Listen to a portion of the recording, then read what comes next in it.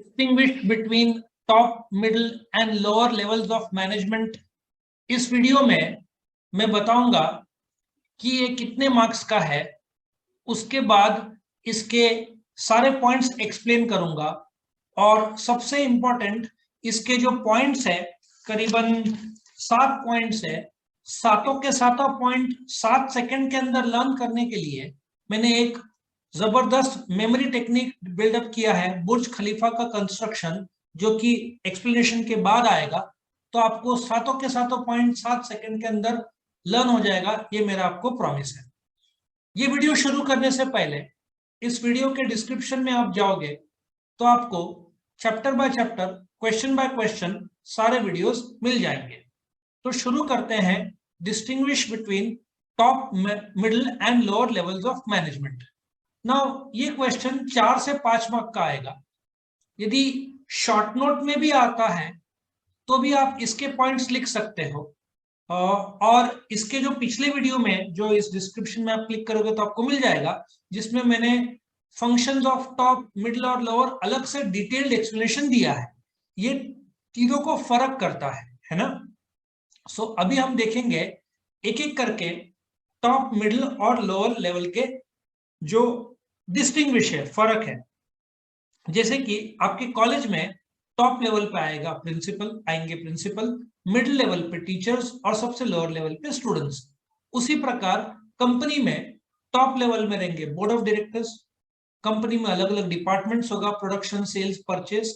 Middle level पे ये production, sales, सब डिपार्टमेंटल हेड्स या sales manager, production manager, finance manager. और लोअर लेवल पे ऐसा सोचो वर्कर्स। तो ऐसे 3 टियर सिस्टम है। तो let us come to the first point. Distinguish का हम देख रहे हैं टाइम रेंज।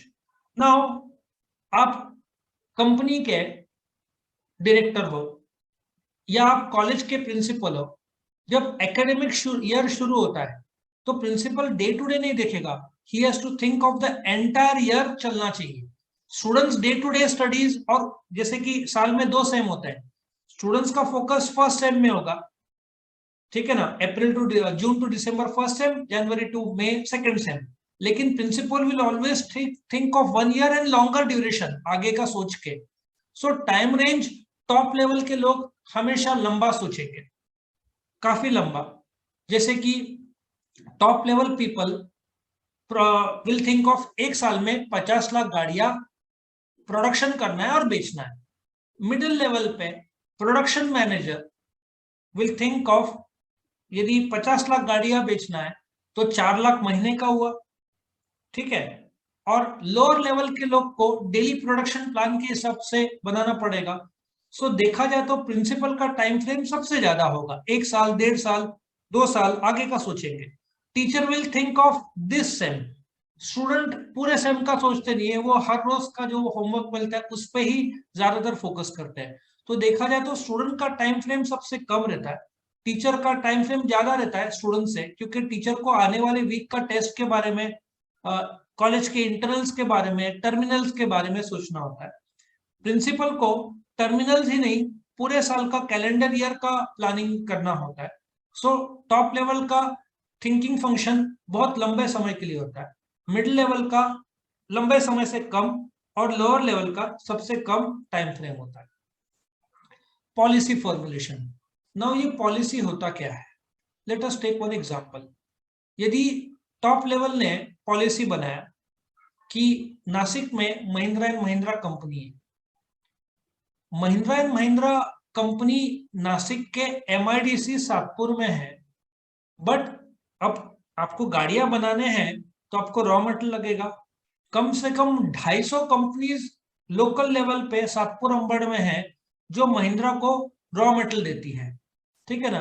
आप गाड़ी के अंदर जाओगे तो हैंडल है ना, वो भी मेरे एक स्टूडेंट के फैक्ट्री बनाती है। सो सीट कवर ये सब नासिक में बनता है। आप बॉम्बे या कहीं और से मंगाओ तो ट्रांसपोर्टेशन कॉस्ट बहुत महंगा पड़ जाए आपको। सो महिंद्रा एंड महिंद्रा का पॉलिसी होगा कि ज्यादा से ज्यादा रॉ मटेरियल जो लगता है गाड़ी के लिए वो लोकल लेवल पे सोर्स किया जाए, है ना।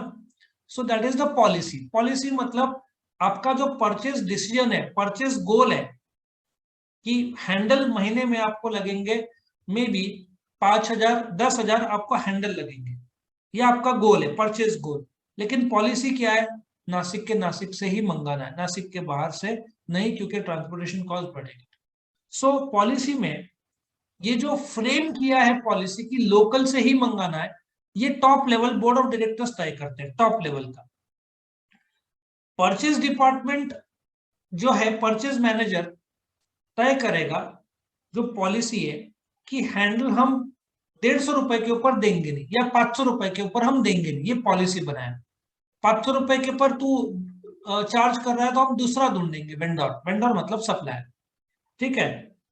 और लोअर लेवल पे तो वर्कर एग्जीक्यूट कर रहा है, प्रोडक्शन कर रहा है, फोरमैन वर्कर का हेड है जो उनको काम दे रहा है। तो टेक्निकली इनका पॉलिसी फॉर्मुलेशन में लीस्ट रोल रहता है, क्योंकि ये लोग इंप्लीमेंट करते हैं वो पॉलिसी।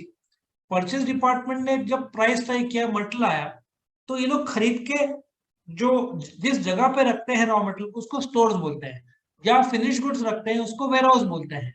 सो पॉलिसी बनाने का काम टॉप लेवल का, ठीक है। मिडिल लेवल भी पॉलिसी बनाता है, बट वो पॉलिसी के दायरे में छोटा सा पॉलिसी होगा। जैसे मैंने बताया कि लोकल लेवल पे खरीदना है, ये टॉप लेवल ने बनाया, किस दाम में खरीदना है पॉलिसी मिडिल लेवल तय कर सकता है। तीसरा, इवैल्यूएशन। नाउ कभी भी कंपनी घाटे में जाती है, अभी मैं आपको एग्जांपल देता हूं, घाटे में जाती है तो बोलते हैं ना, लोगों को हकाला जाता है। टॉप लेवल कभी भी लास्ट में हकाले जाते हैं। सबसे पहले आप वर्कर को कम करेंगे, मैनेजर को चेंज करोगे, बोर्ड ऑफ डायरेक्टर्स पे आखिरी बार बोर्ड ऑफ डायरेक्टर रिजाइन करते हैं। So evaluation of board of directors को, अब जैसे आप कॉलेज ले लो, आप प्रिंसिपल का परफॉर्मेंस कैसे चेक करोगे, लेकिन स्टूडेंट का परफॉर्मेंस में चेक कर सकता हूं, टेस्ट लेके, मार्क्स देके, रिजल्ट प्रोवाइड करके। सो इवैल्यूएशन लोअर लेवल का तो सबसे आसान है, टीचर्स का एक हद तक किया जा सकता है, बट प्रिंसिपल का काम कैसे चल रहा है ये वही बहुत मुश्किल है, क्योंकि प्रिंसिपल के काम में 50 पैरामीटर्स है, लाइब्रेरी है, फीस है, एग्जामिनेशन है, क्लासरूम है, टेस्ट है, अटेंडेंस है, आप किस पैरामीटर में चेक करोगे। हाँ, एक टीचर जो इकोनॉमिक्स सिखा रही है, या जैसे ओसी सब्जेक्ट है, ओसीएम ये सिखा रहे हैं, तो आप टीचिंग कैपेबिलिटी टेस्ट, ये सब पैरामीटर को आप इवेल्युएट कर सकते हो, ठीक है।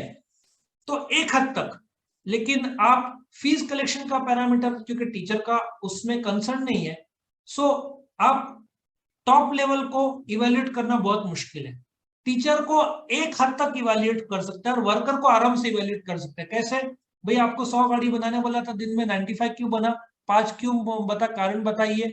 तो ऐसा आप पूछ सकते हो, चेक कर सकते हो, ठीक है ना। अच्छा, number of person top level पे, एक कहावत है ना, it is very less, very empty at the top. आप जैसे ऊपर जाते जाओगे टॉप लेवल पे, जैसे एक टीम में कैप्टन एक ही रहता है, कॉलेज में प्रिंसिपल जैसे एक ही है, एक कोर्स के लिए, अलग अलग कोर्स के लिए हो सकते हैं, बट उस कोर्स के लिए प्रिंसिपल एक ही है। तो टॉप लेवल में बोर्ड ऑफ, अच्छा, कंपनीज एक्ट 2013 बोलता है कंपनी में ज्यादा से ज्यादा 15 डायरेक्टर हो सकते हैं, मेजोरिटी कंपनी में 6 से 10 रहता है। सो आप ऐसा सोचो कि टॉप लेवल में 6 से 5, 6, 10। फिर मिडिल लेवल पे, ठीक है ना, नंबर ऑफ मॉडरेट सबसे कम होगा टॉप लेवल पे, मिडिल लेवल पे थोड़ा सा ज्यादा, और सबसे ज्यादा लोअर लेवल पे, क्योंकि आपको वर्कमैन लगते हैं काम करने के लिए।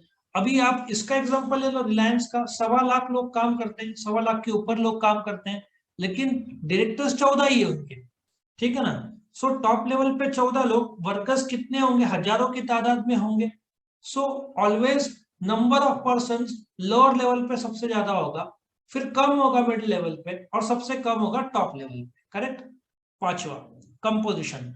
सो टॉप लेवल में कौन कौन आएगा, बोर्ड ऑफ डायरेक्टर्स आएंगे, मैनेजिंग डायरेक्टर्स आएंगे, चेयरमैन आएंगे, जनरल मैनेजर आएंगे। मिडिल लेवल पे क्या होगा, डिपार्टमेंटल हेड होगा, sales manager, production manager, finance manager, HR manager, purchase manager, R and D manager, ऐसे अलग अलग हो सकते हैं मिडिल लेवल पे। और लोअर लेवल पे सुपरवाइजर हो, फोरमैन हो, इंस्पेक्टर हो, ठीक है ना, ये सब आपको कंपोजिशन मिल जाएगा लोअर लेवल। छठवें लेवल पे स्किल्स जो लगता है, तीनों के स्किल्स अलग है।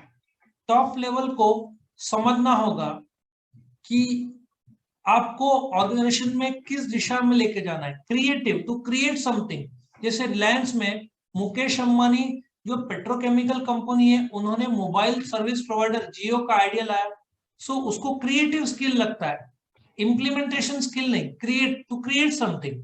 टॉप लेवल लोग गोल क्रिएट करते हैं, प्लान बनाते हैं, बट गोल और उसमें एक्सपांड करना या डाइवर्सिफाई करना। एक्सपांड मतलब आपका पेट्रोल पंप पे एक और पेट्रोल पंप डाला तो एक्सपांशन, आपका पेट्रोल पंप पे और एक स्टील का दुकान डाला जो कि अलग है, उसको डाइवर्सिफाई बोलते हैं। तो ये जो स्किल है, क्रिएटिव स्किल्स। अभी जो सेल्स मैनेजर है जो मिडिल लेवल पे है, उसको काम करवा के लेना है वर्कर से। सो मिडिल लेवल को परसुएसिव स्किल्स लगते हैं, परसुएट करना। और लोअर लेवल को, सी आप सॉफ्टवेयर में ले लो, जो सॉफ्टवेयर बनाता है उसको ऑपरेटिंग नॉलेज सबसे ज्यादा जरूरी है, वर्कर को मशीन कैसे चलता है वो ज्यादा जरूरी है। और ये तीन में एक और मैं बोलना चाहता हूँ, डायग्नोस्टिक स्किल।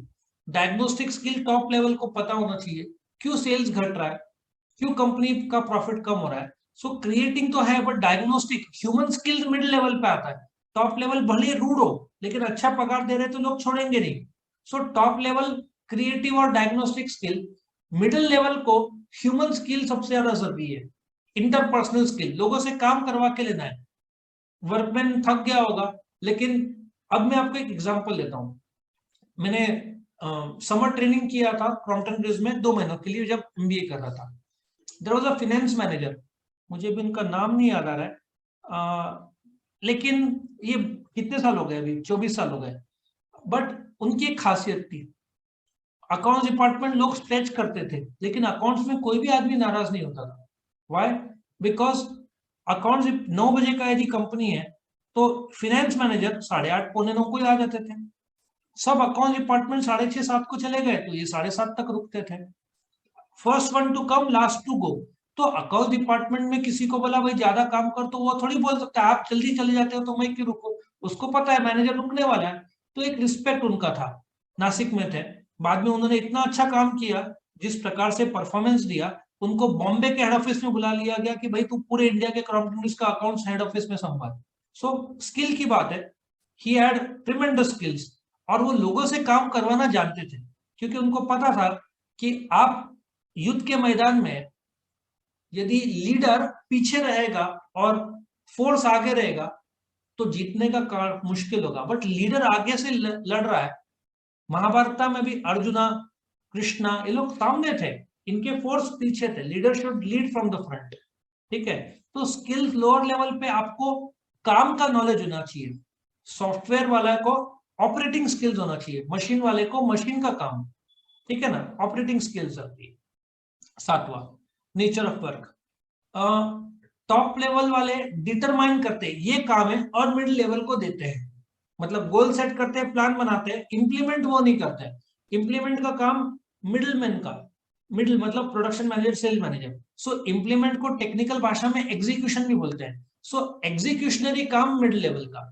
और लास्ट में ऑपरेटिव, अब वो वाली बात है, जैसे कि टॉप लेवल ने महीने पूरे साल का प्रोडक्शन इतना बनाना है, मैनेजर प्रोडक्शन लेवल महीने का और दिन का बनाएगा, और वर्कर एक्चुअली उस दिन में प्लान करेगा कि इस समय एक गाड़ी बनाना है, वैसा टाइप का। So again more of operative skill on a day to day basis, hour to hour basis lower level का होगा। तो इस प्रकार से ये 7 पॉइंट्स थे। जैसे मैंने वीडियो की शुरुआत में प्रॉमिस किया था कि मैं आपको सातों के सातों पॉइंट लर्न करवा दूंगा एक स्टोरी बना के। मैंने एक स्टोरी बनाया है, दुबई में वर्ल्ड की टॉलेस्ट बिल्डिंग है जिसको बुर्ज खलीफा बोलते हैं। वो वर्ल्ड की टॉलेस्ट बिल्डिंग है, जहां तक मेरा नॉलेज है उसके एटलीस्ट 121-125 फ्लोर तो होने चाहिए। Tallest building in the world, शायद ज्यादा 127 के आसपास होना चाहिए ना। आपके सामने ये बुर्ज खलीफा का फोटो देखो। ये सबसे पहले ऐसा सोचो, इसको बनाने 5-7 साल से लगा होगा कम से कम, लेकिन जो बुर्ज खलीफा एमआर ग्रुप है, उन्होंने बनाया था ये, दुबई का फेमस कंस्ट्रक्शन का ग्रुप है। तो एक कंस्ट्रक्शन का ऑर्डर मिला है, ऐसा सोचो एमआर ग्रुप को, उनको टाइम बोला 1 साल में बनाओ। 1 साल में तो बनता नहीं, लेकिन ऐसा सोचो कि 1 साल में बनाना है। अच्छा, आप बुर्ज खलीफा में जाओगे ना, ये बुर्ज खलीफा के बैक साइड में ये बहुत फेमस फाउंटेन है। मैं आपको रिक्वेस्ट करूंगा जब आपको टाइम मिले, ये फाउंटेन आप बुर्ज खलीफा फाउंटेन भी डालोगे या वाटर फाउंटेन दुबई डालोगे ना, ये जब वाटर फाउंटेन जब मूव करता है पानी, उसमें म्यूजिक आता, इतना सुंदर म्यूजिक है, आपको बहुत अच्छा फील होता है। सो इन्होंने पॉलिसी बनाया कि बुर्ज खलीफा के बैक साइड में एक वाटर फाउंटेन बनाएंगे, पॉलिसी बनाया इन्होंने। टाइम क्या बनाया, 1 साल में बुर्ज खलीफा बनाना है, बट बुर्ज खलीफा के पीछे वाटर फाउंटेन बनाना है। और आपको बीच में दिख रहा है, ये वर्ल्ड का सबसे फेमस, सबसे बड़ा मॉल दुबई मॉल बोलते हैं। सो बुर्ज खलीफा के पीछे वाटर फाउंटेन है और बीच में आपका दुबई मॉल है, जो दुनिया का सबसे बड़ा मॉल है। 1000 के ऊपर वहां पे दुकानें हैं। आप सवेरे जब घूमने निकलोगे तो आपको शाम रात हो जाएगा एक एक दुकान देखना हो तो।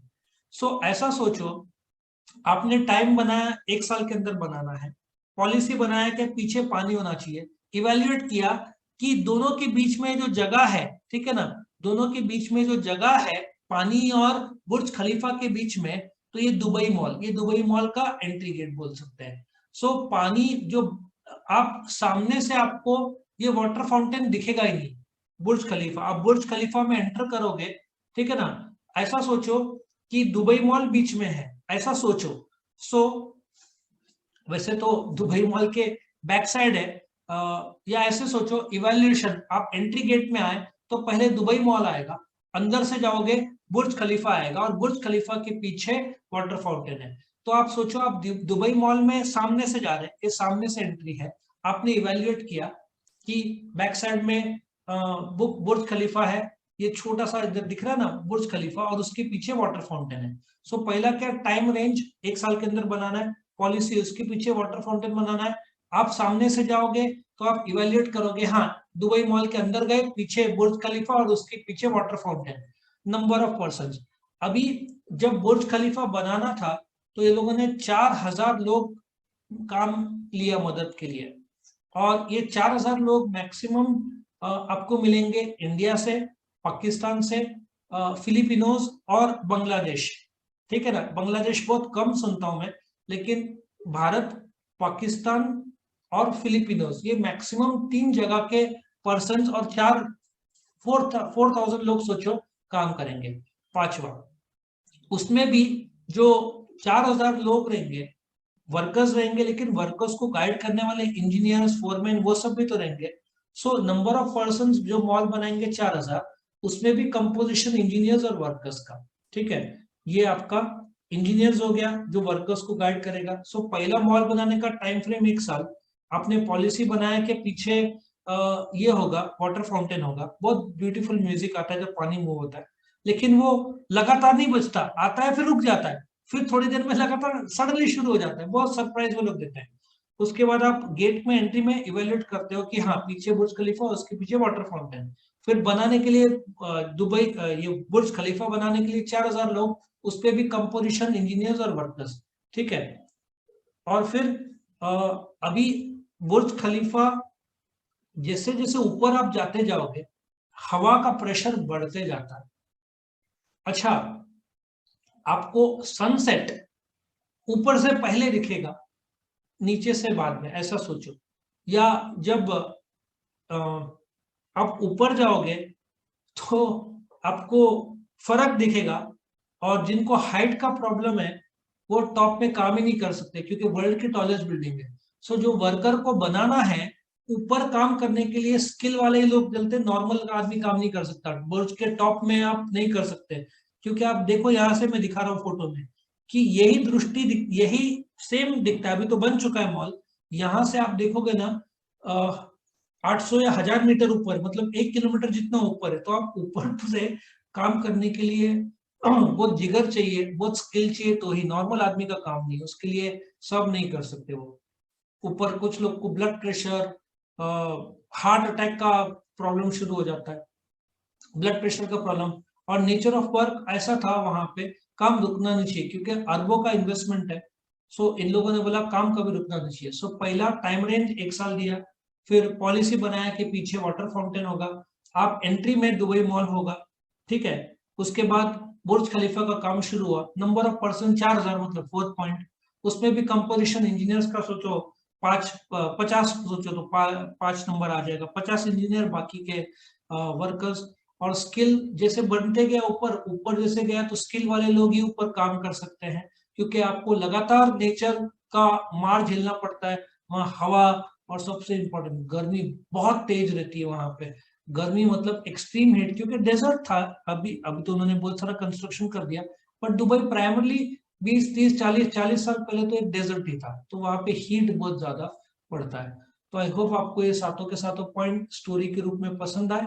वीडियो पसंद आया तो लाइक करना, फ्रेंड्स के साथ जरूर शेयर करना, उनको स्टोरी की थ्रू लर्निंग भी आसान हो जाएगा।